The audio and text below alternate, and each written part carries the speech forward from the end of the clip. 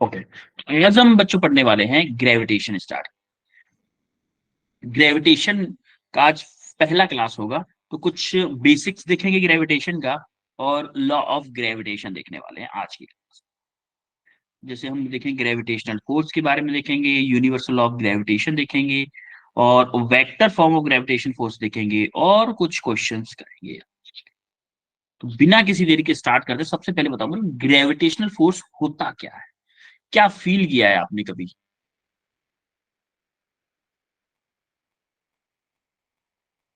यहां से कुछ समझ में आ रहा है? चलो ठीक है, डेफिनेशन ले लो। अभी कुछ बताओ, यहां से भी कुछ समझ में आ रहा हो, क्या होता है ग्रेविटेशनल फोर्स? एनीवन? जो समझ में आ रहा है, डेफिनेशन आपके सामने है, चीटिंग करके बताओ डेफिनेशन से जो समझ में आ रहा हो।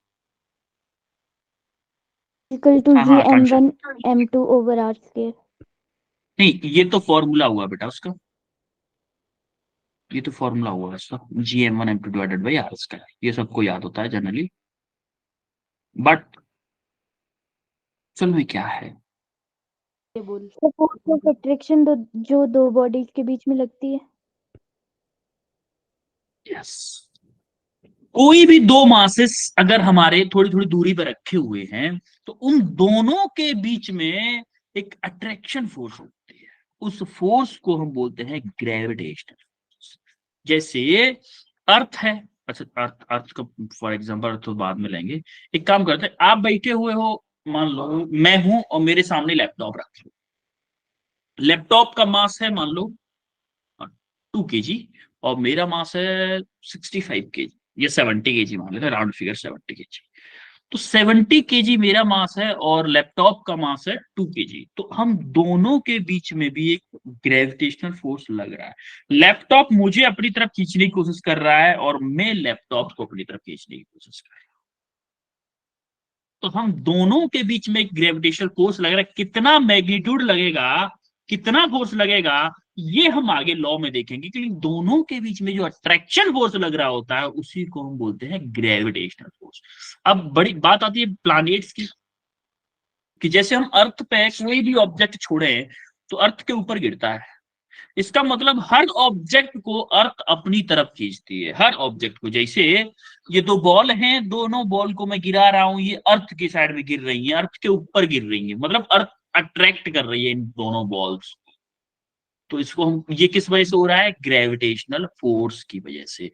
जैसे बाहर अगर आप कोई कोई चीज फेंको अर्थ से बाहर, मतलब कुछ ऊंचाई पे, अर्थ से बाहर का मतलब यही है कि इसके ग्रेविटेशनल फील्ड, आगे हम पढ़ेंगे ग्रेविटेशनल फील्ड, कि जैसे ही कोई चीज ग्रेविटेशनल फील्ड में आ जाती है, या फिर बोले कि थोड़ा सा सिंपल लैंग्वेज में, अभी ग्रेविटेशनल फील्ड के बारे में आप पढ़े नहीं हो, तो हम अगर सिंपल लैंग्वेज में बात करें कि वो जब भी कोई ऑब्जेक्ट हमारा उस फील्ड में आता है, उस एरिया में आता है जहां पे हमारा ग्रेविटेशनल एक्सेलरेशन कम करता है, उसी को हम क्या बोलते हैं? उस, और जो जिस फोर्स से अट्रैक्ट करती है हमारी अर्थ किसी भी ऑब्जेक्ट को, उस फोर्स को हम बोलते हैं ग्रेविटेशनल फोर्स। बोलो चंका। Yes sir.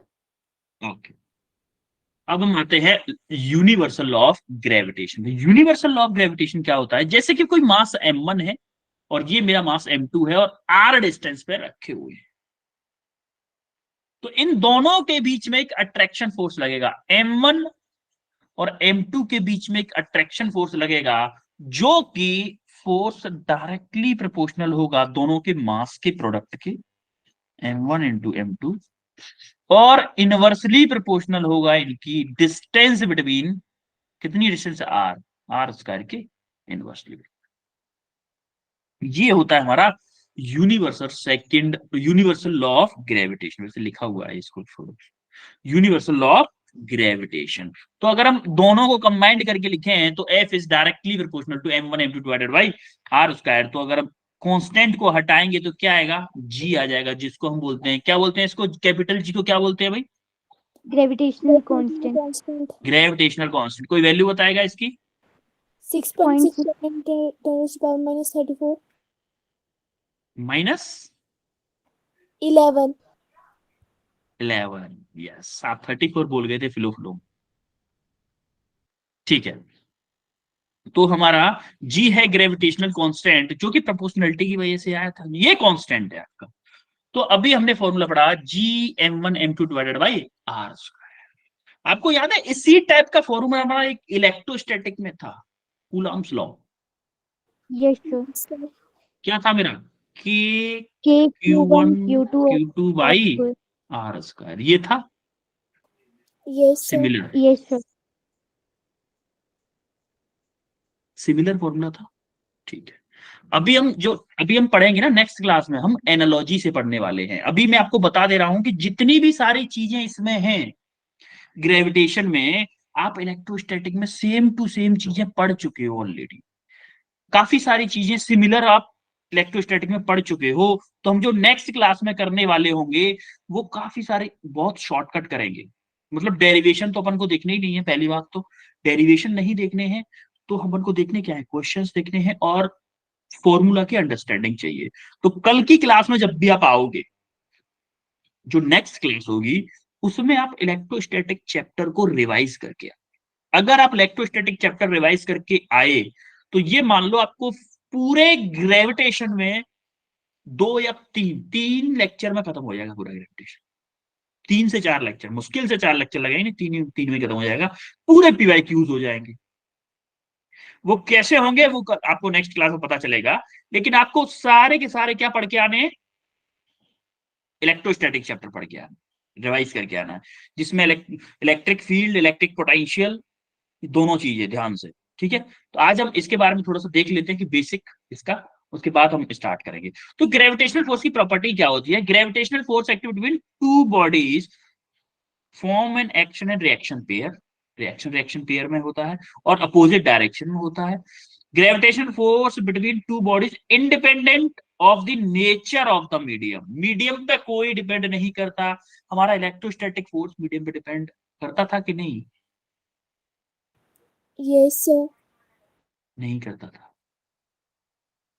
के q one q two by r square, यहाँ पे मीडियम कहाँ गया, कहीं नहीं आया ना। ठीक है चलो छोड़ो उसको छोड़ो, अभी अभी इसकी बात करो। तो gravitational force is negligible in case of lighter bodies. अगर हम छोटी बॉडीज की बात करें, जब हमारा मास बहुत कम होगा, तो उनके बीच में ग्रेविटेशनल फोर्स बहुत कम, और ये लॉन्ग रेंज फोर्स होता है। Long range gravitational force applicable in case of massive bodies like star and planets. Star और प्लैनेट्स के बीच में एप्लीकेबल होता है ये फोर्स, जब वहां पे मास बहुत ज्यादा होते हैं। और ये लॉन्गेस्ट रेंज फोर्स होता है, लॉन्ग रेंज में काम करता है, और ये वीकेस्ट फोर्स भी होता है, मतलब बहुत कम वैल्यू होती है। अभी हम निकाल के देखेंगे, अभी जब क्वेश्चन करेंगे ना तब हमें पता चलेगा बहुत कम वैल्यू है। इसीलिए हम, मुझे लैपटॉप नहीं खींच पा रहा है, मैं लैपटॉप को नहीं खींच पा रहा हूँ। ऐसा क्यों हो रहा है ये भी आपको पता चलेगा। It is a conservative force. Conservative non conservative अभी हम पढ़े थे वर्क एनर्जी पावर में। कंजर्वेटिव कंजर्वेटिव क्या था, पाथ पे डिपेंड करता था इसका वर्क डन या नहीं। No, sir. पाथ पे डिपेंड नहीं करता था, नॉन कंजर्वेटिव का पाथ पे डिपेंड करता था। कम्यूटेटिव कम्युनिकेटेड थ्रू ग्रेविटेंस, ग्रेविटेंस ने बताया था ये लॉ। ठीक है, it is a mass dependent, mass dependent and charge independent, charge पे डिपेंड नहीं करता, उस ऑब्जेक्ट पे कितना चार्ज है कितना नहीं है, इट डजेंट मैटर, बस इसको मतलब है मास से। जैसे आपको याद हो, हमारा इलेक्ट्रोस्टैटिक का किस पे डिपेंड करता था, चार्ज पे डिपेंड करता था ओनली। यहाँ पे किस पे डिपेंड करता है, मास पे डिपेंड। वहां पे हमारा क्यू होता था, यहाँ पे हमारा एम होगा। सेम काम जो हमारा वहां पे क्यू करता था, यहाँ पे एम काम करेगा, बस फॉर्मूले भी सेम होंगे। देखिएगा जरा, इस क्वेश्चन को बताओ जरा, gravitational force is directly proportional to which option is correct,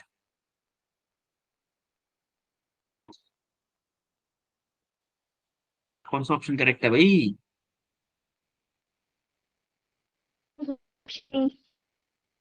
कौन सा। Option Gravitational A. force is directly proportional to F is directly proportional to m1 m2. यानी कौन सा option? Product of masses. Product of masses, option A is the correct answer. अब अंदर universal gravitational constant पे, universal gravitational constant क्या क्या था हमारा? जी। कैपिटल जी की बात अगर हम करें, F equal to G m one m two divided by r square था, यहां से जी निकालो, आर को उधर पहुंचा दो, F r square divided by m one m two, क्या हो जाएगा? F r square divided by m one m two. अब इसकी यूनिट निकालने की बात करें तो यूनिट आता है मेरे न्यूटन मीटर स्क्वायर पर केजी स्क्वायर। न्यूटन, देखो यहां से newton metre square divided by kg square. CGS unit क्या होती है? डाइन सेंटीमीटर स्क्वायर पर ग्राम स्क्वायर। डायमेंशन क्या होती है भाई इसकी? देखो न्यूटन की unit M L T minus के टू, आर टू है मतलब metre two, L two, L two हो गया टी जीरो एम जीरो, यहाँ पे क्या केजी केजी, तो एम टू केजी केजी मतलब मास टू हो गया ना, एम टू हो गया। जब इसको सॉल्व किया हमने तो हमारा आया M minus one L three T minus के टू। तो ये होगी मेरी dimension of gravitational constant, G की ये मेरी डायमेंशन। बेटा ये डायमेंशन एक्चुअली पूछ लेता है कभी कभी, और आया भी है ऐसा क्वेश्चन कि डायमेंशन ऑफ ग्रेविटेशनल कांस्टेंट। इस बार इसीलिए मैंने डायमेंशन बताई स्पेशली एक पेज में। हमारी बात समझ में? वैल्यू क्या होती है?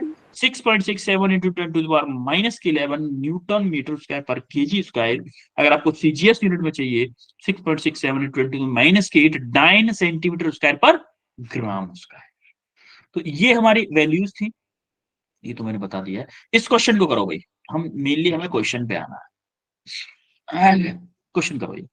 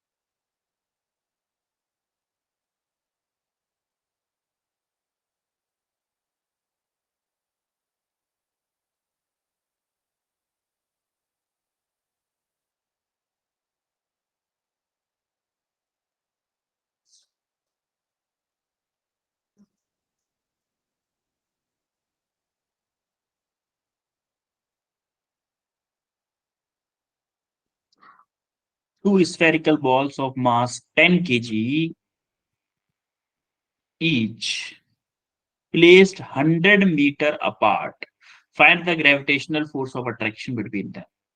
सिंपल फॉर्मूला अप्लाई करना है, उसके अलावा कुछ भी नहीं। 100 मीटर डिस्टेंस पे रखे हुए हैं दोनों।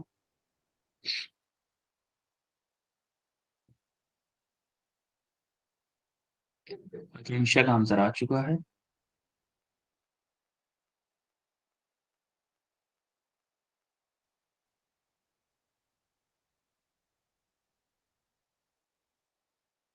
आकांक्षा, प्रीति बनियाल,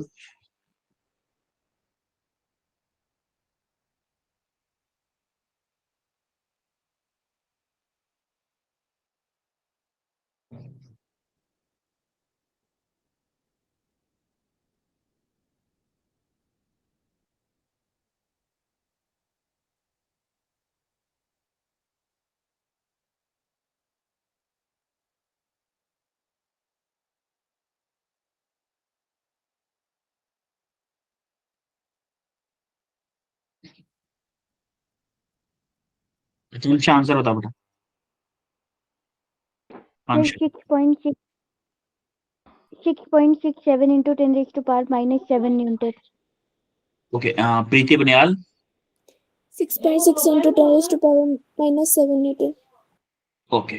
जरा देखो क्वेश्चन क्या बोलना चाहता है। उस क्वेश्चन ने बोला है कि आपको क्या करना है, two spherical balls of mass 10 kg यानी कि m1 equal to m2 equal to कितना देखा है 10 kg है। Each are placed 100 metre apart, दोनों के दोनों 100 मीटर दूरी पर रखे हुए, डिस्टेंस दोनों के बीच में कितनी है?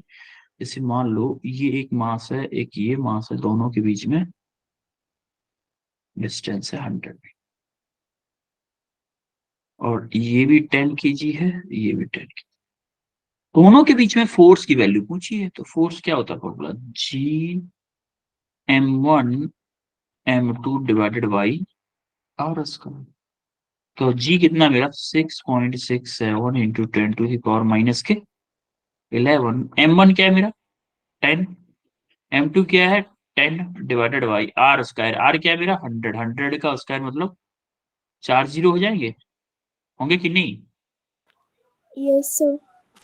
ठीक है, अब जरा ध्यान से देखो कि क्या होगा। 2 जीरो तो यहां से कैंसिल हो जाएंगे, होंगे? Yes, sir. बोलो। और 2 जीरो ये जो प्लस के हैं ये पहुंच जाएंगे ऊपर। तो अगर बोलो 6.67 इंटू 10 to the power -11 और -2 कितना? -13 हो जाएगा। किस चीज ये correct? 6.67 into 10 to the power -13। प्रीति आपका आपका -7 कैसे आया था? सर वो गलत कर दिया था थोड़ा सा। अच्छा ठीक है, चलो कोई ना। क्लियर हुआ बेटा? अब क्लियर हुआ? Yes, sir. ठीक है। अब जरा ये क्वेश्चन करो। Two solids of two solid sphere of same size यानी कि रेडियस सेम है of certain metal are placed in contact with each. ठीक है। Prove that gravitational force acting between them is directly proportional to fourth power of their radius. इस r की fourth power के directly proportional होगा force, यानी कि F मुझे have to proof F directly proportional to r की power 4 के prove करना है, नीड टू प्रूव, ये करना है। करो भाई, कैसन करोगे तुम?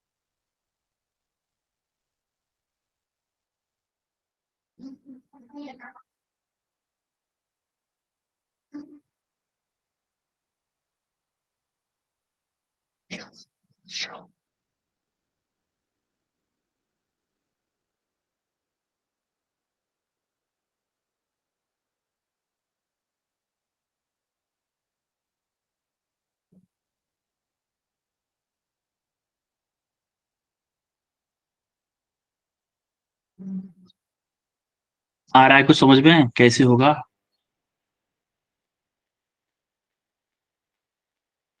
है भाई?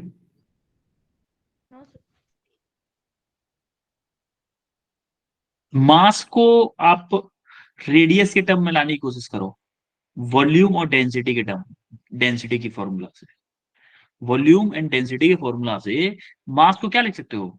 डेंसिटी क्या होती है? Mass upon volume. डेंसिटी आपकी मास पर यूनिट वॉल्यूम होती है। तो मास आपको चाहिए डेंसिटी इंटू वॉल्यूम। तो m1 m2 की जगह पे क्या करो, फर्स्ट का mass density into volume, second का density into volume divided by r square हो गया, बीच की डिस्टेंस, सेंटर के, सेंटर से सेंटर के बीच की डिस्टेंस चाहिए आपको। तो आर से आर के बीच के सेंटर से सेंटर डिस्टेंस कितनी होगी? 2r होगी। एक्चुअली जो इलेक्ट्रोस्टैटिक फोर्स होता है ये सेंट्रल फोर्स होता है, सेंटर टू सेंटर के बीच में लगता है। सॉरी इलेक्ट्रोस्टैटिक बोला, ग्रेविटेशनल फोर्स।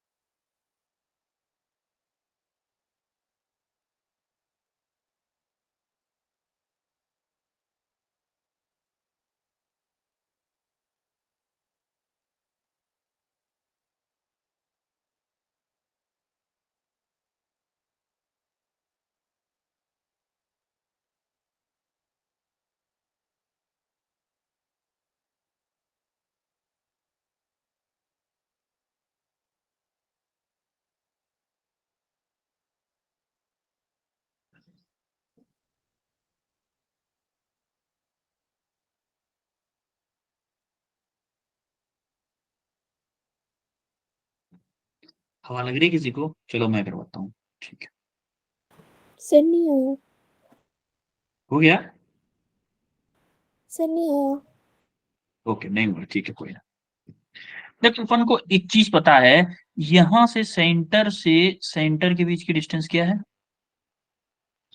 सेंटर से सेंटर के बीच की 2r होगी कि नहीं होगी? क्योंकि Yes, sir. आर यहां से लेके यहां तक की और आर यहां से लेके यहां तक की होगी, ठीक है। अच्छा एक बात बताओ, मास को क्या मैं डेंसिटी इंटू वॉल्यूम लिख सकता हूँ कि नहीं? Yes, sir. ठीक है, तो डेंसिटी इंटू वॉल्यूम को क्या होगा, स्फीयर का वॉल्यूम क्या होता है, 4/3 Pi pi RT. R pi r. तो देखो ये कैपिटल एम, मतलब कैपिटल एम की वैल्यू मेरे को पता चल गई आर के टर्म में। हमें चाहिए क्या, force, gravitational force. Gravitational force क्या होता है, G M M divided by r square. तो देखो जी मेरा कांस्टेंट है, एम की वैल्यू क्या है मेरी, rho 4/3 pi r cube, rho into 4/3 pi r cube, ठीक है। एम एम एक एम की वैल्यू होगी, दूसरी एम की भी यही होगी, rho into 4/3 pi r cube divided by r square है। देखो आर, इन दोनों के बीच की डिस्टेंस क्या है, 2r, तो ये क्या होगा, 4r² होगा कि नहीं होगा, बोलो। Yes, sir. कोई दिक्कत किसी को? हमें मतलब है आर से, क्योंकि देखो रो कांस्टेंट है, 4/3 पाई कांस्टेंट है, रो कांस्टेंट है, 4/3 कांस्टेंट है, तो हमें मतलब है आर से। तो एफ जी इक्वल टू क्या होगा, यहाँ r⁻3, r⁻3 कितना हो जाएगा, r⁻6, अरे Yes, sir. रो स्क्वायर, रो स्क्वायर 4 × 4 × क्या होगा, into 16 pi square into r⁻6 divided by 4r²। तो देखो नीचे 2 पावर है, ऊपर 6 पावर है, क्या r⁻4 बचेगा ओनली, बोलो। Yes, sir. क्या एफ जी डायरेक्टली प्रोपोर्शनल आ गया r⁻4 के, बोलो। Yes, sir.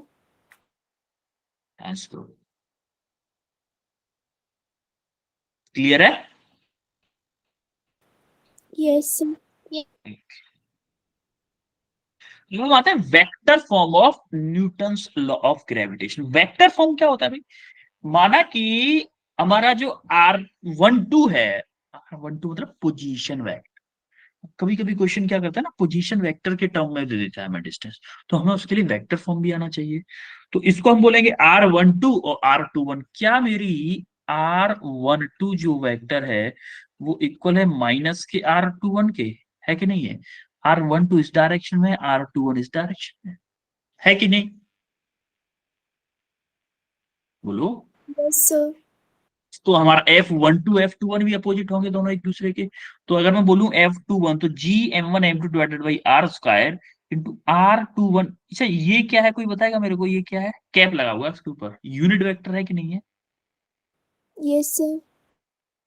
यूनिट वेक्टर और डायरेक्शन वेक्टर। ये सिर्फ डायरेक्शन बता रहा है, मैग्नीट्यूड तो ये बता रहा है GM1 M2 divided by r²। Similarly r12 के साथ भी होगा, r12 यूनिट वेक्टर और डायरेक्शन वेक्टर होगा कि नहीं? Yes, sir. और हमें पता है r12 इनवर्स अपोजिट है r21 के, तो हमारा F12 F21 के भी अपोजिट होगा, बिल्कुल होता भी है भाई। एक ऑब्जेक्ट के बीच में इसको अगर ये वाला फोर्स F1 से खींच रहा है, तो ये वाला भी इस अपोजिट डायरेक्शन में होगा। मान लो ये F है, ये भी F है, दोनों के अट्रैक्शन फोर्स एक दूसरे के अपोजिट डायरेक्शन में होते हैं कि नहीं होते हैं, बोलो। Yes, sir.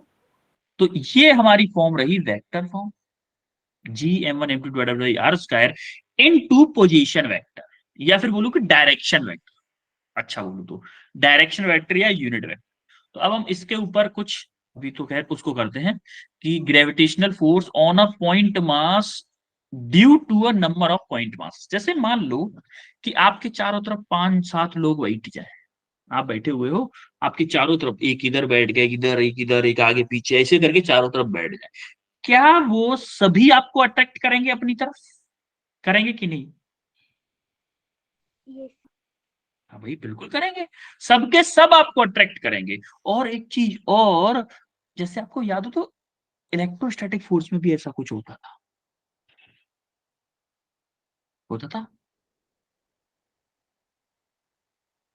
बोलो, याद करो वो पुराने दिन, जो जो नवीन सर ने पढ़ाया होगा आपको, कि मान लो कोई प्लस क्यू चार्ज है, यहाँ पे Q1 है, मान लो यहाँ पे कोई Q2 है, यहाँ पे कोई Q3 है, यहाँ पे कोई Q4 है, तो सबके सब इसको एक दूसरे को अट्रैक्ट करते थे। और मान लो Yes, कि sir. ये पॉजिटिव चार्ज है, ये सब नेगेटिव है, अगर मान लो होता था Yes, सबके सब, sir. और ये इंडिपेंडेंट होते थे एक दूसरे के। ऐसा नहीं होगा कि भाई तुम अगर इतने से अट्रैक्ट करो तो मैं अट्रैक्ट नहीं करूंगा, ऐसा नहीं होगा। सिमिलरली हमारा एम मास के साथ भी होगा। जैसे मान लो M2 मास M1 के ऊपर R12 वेक्टर है, पोजीशन वेक्टर। सिमिलरली M3 मास का पोजीशन वेक्टर R13 है, M4 का है R14, M5 का है R15, M6 का है R16। तो सारे के सारे इस मास को अट्रैक्ट करेंगे अपनी तरफ, सारे के सारे अट्रैक्ट करेंगे, सारे के सारे अपनी तरफ अट्रैक्ट करेंगे। तो और किसी का फोर्स भी किसी पे डिपेंड नहीं करेगा। तो हम सबको अगर वेक्टर सम कर दें तो मेरे को पता चल जाएगा टोटल इस फोर्स पे, इस मास पे कितना फोर्स लग रहा हो। इन सब की वजह से इस M1 मास में कितना फोर्स लग रहा होगा, M F equal to G m1 m2 divided by R12 square, मतलब 1 की वजह से, कहाँ गया 1, हाँ सॉरी, 2 की वजह से, 3 की वजह से, +4 की वजह से, +5 की वजह से, +6 की वजह से, सबकी वजह से अलग अलग फोर्स लगेगा। और सबको अगर मैं वेक्टर सम कर दूं तो मेरा आंसर आ जाएगा इस M1 मास पे कितना। कुछ चमका है भाई? Yes, sir. हवा लगी कुछ हल्की फुल्की? Same Yes, to sir. Same concept था हमारा electrostatic chapter, same to same concept था इलेक्ट्रोस्टैटिक में। इसीलिए मैं बोल रहा हूं अभी ये स्टार्टिंग है, इस चैप्टर की स्टार्टिंग है। इलेक्ट्रोस्टैटिक पढ़ के आना है आपको, ठीक है? नेक्स्ट क्लास में इलेक्ट्रोस्टैटिक अच्छे से पढ़ के आना, फिर देखिए क्या फील आता। जरा ये क्वेश्चन करो, इस टाइप का क्वेश्चन आप इलेक्ट्रोस्टैटिक में कर चुके हो ऑलरेडी, वैसे तो इलेक्ट्रोस्टैटिक में इस टाइप का क्वेश्चन आप कर चुके हो। करो भाई। Find the net force of any one particle, किसी भी एक पार्टिकल पर नेट फोर्स बता दो, किसी भी एम मास पर।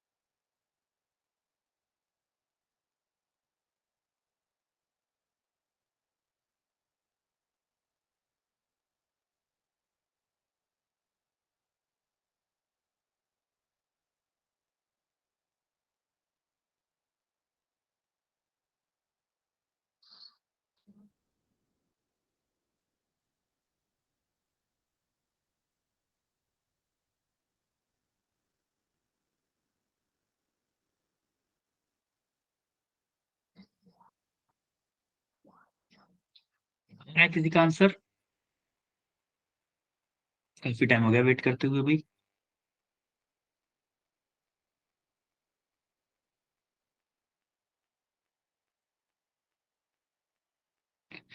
इक्विलेटरल ट्रायंगल है तो इसकी तीनों इंटीरियर एंगल्स कितने होंगे भाई?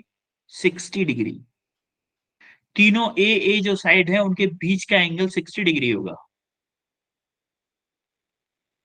इक्विलेटरल ट्रायंगल के अंदर तीनों एंगल्स का सम क्या होता है? 180। वैसे हर ट्रायंगल के एंगल्स का सम 180 होता है, लेकिन इक्विलेटरल ट्रायंगल है उसके हर एक इंटीरियर एंगल जो होगा वो 60 डिग्री का होता है।